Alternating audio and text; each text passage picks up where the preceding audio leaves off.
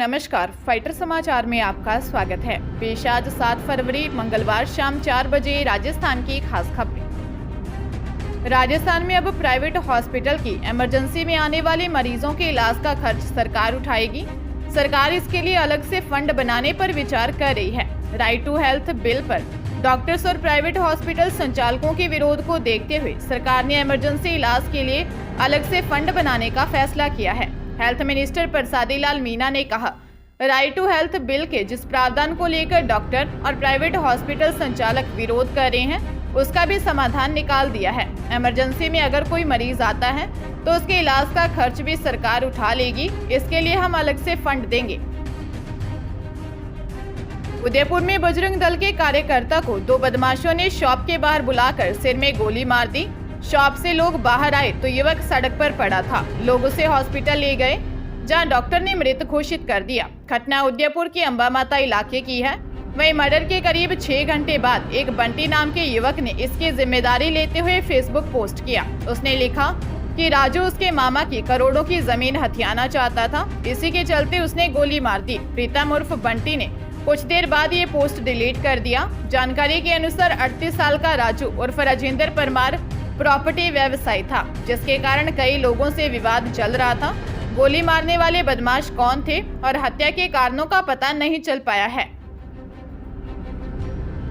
Social media पर अपराधियों को फॉलो करने वालों के खिलाफ पुलिस अब प्रदेश भर में कार्रवाई करेगी। गैंगस्टर और अपराधियों को सोशल मीडिया पर फॉलो करने वालों को पुलिस गिरफ्तार करेगी।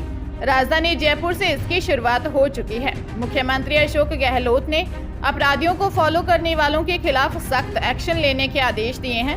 गहलोत ने कानून व्यवस्था को लेकर पुलिस के वरिष्ठ अफसरों और सभी जिलों के एसपी के साथ वीसी के जरिए रिव्यू किया। सीएम ने पुलिस अफसरों को संगठित अपराधों के खिलाफ आक्रामक विशेष अभियान चलाने को कहा है।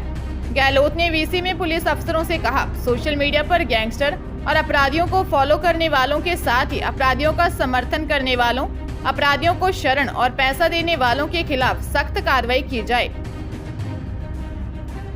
जोधपुर शहर की फेमस इवेंट एंकर 35 वर्षीय अंकिता शर्मा सहित उनकी कार के ड्राइवर की सड़क हादसे में मौत हो गई। अंकिता ने पाली के रणकपुर में एक मैरिज इवेंट को होस्ट किया था। उसी दिन देर रात 1 बजे फॉर्च्यूनर से बीकानेर के लिए रवाना हुई थी। रवाना होते होते उन्होंने इंस्टाग्राम पर पोस्ट डाली थी, next destination Ranakpur to Bikaner. Bikaner में अंकिता को एक वेडिंग इवेंट होस्ट करना था। इवेंट में पहुंचने से पहले ही सुबह करीब 5 बजे जोधपुर नागौर नेशनल हाईवे 62 पर खीमसर के पास उनकी फॉर्च्यूनर सामने से आ रहे ट्रक से भिड़ गई। ओवरटेक के दौरान फॉर्च्यूनर के परखच्चे उड़ गए। सामने से हुई भिड़ंत में कार बुरी तरह क्षतिग्रस्त हो गई। हादसे में जोधपुर का पुराना शहर इलाके के जूनी मंडी इलाके में रहने वाली अंकिता शर्मा और उनके ड्राइवर 38 वर्षीय इमरान खान की मौत हो गई। अंकिता के पति कुलदीप शर्मा बैंक में सर्विस करते हैं।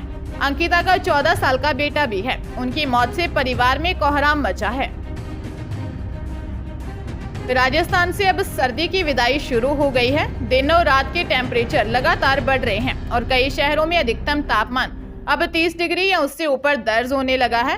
वहीं रात का न्यूनतम तापमान भी अब 16 डिग्री सेल्सियस तक आ गया है। मौसम विशेषज्ञों ने 15 फरवरी तक राजस्थान में मौसम बिल्कुल शुष्क रहेगा और तापमान लगातार बढ़ेगा। संभावना है कि 15 फरवरी तक राजस्थान के कई शहरों में तापमान 35 डिग्री सेल्सियस तक पहुंच सकता है। जयपुर मौसम केंद्र की रिपोर्ट देखें तो अलवर, चूरू, बारां, करौली को छोड़कर शेष सभी शहरों में रात का न्यूनतम तापमान 10 डिग्री से 17 डिग्री सेल्सियस के बीच रहा। मौसम विशेषज्ञों के मुताबिक सूरज की दिशा अब बदल गई है। इससे उत्तरी हवाएं भी अब कमजोर होने लगी हैं। इसी कारण मैदानी राज्यों में तापमान अब बढ़ने लगे हैं और दिन में हल्की गर्मी का एहसास होने लगा है। पंजाब से बड़ी खबर सामने आई है कि कांग्रेस के पूर्व मंत्री साधु सिंह धर्मसोत को विजिलेंस ने गिरफ्तार कर लिया है। साधु सिंह धर्मसोत को विजिलेंस के दफ्तर में लाया गया। उनके खिलाफ एफआईआर नंबर 4 दर्ज की गई है।